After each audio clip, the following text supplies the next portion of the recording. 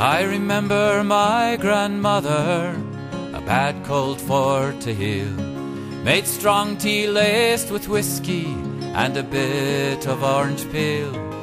Mihal, this may not cure ya, but it's better you will feel. It's the same healing brew that my mother gave to me. It was then that I saw tears well up in her eyes, and I said, "Oh grandma, are you going to cry?"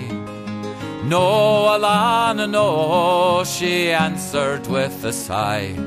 "I's just going home for a time in my mind, to the sweet hills of Cavan, moss-covered rocks and lush meadows green. The sweet hills of Cavan, it's the loveliest place you've ever seen."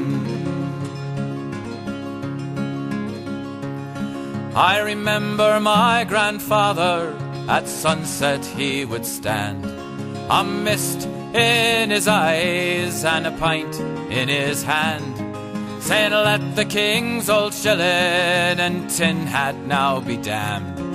I packed up my bags and I sailed for this new land. I couldn't help but feeling respect for the man, but I often wondered if he'd found what he'd planned, when he'd sing in that voice that was bitter and yet kind.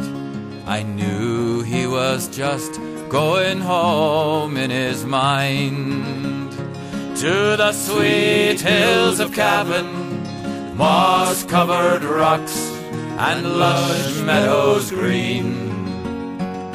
The sweet hills of Cavan, the loveliest place you've ever seen.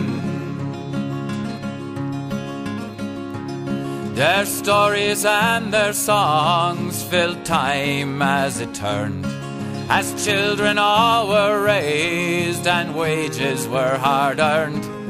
They died there in Chicago and never did return, but they live in the stories and the songs that I learned. Ah, Mary dear and Michael, let your spirits here rise free. You're going back to Cavan in my heart with me.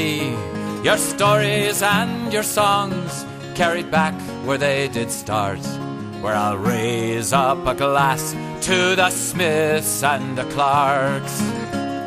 In the sweet hills of Cavan, moss-covered rocks and lush meadows green.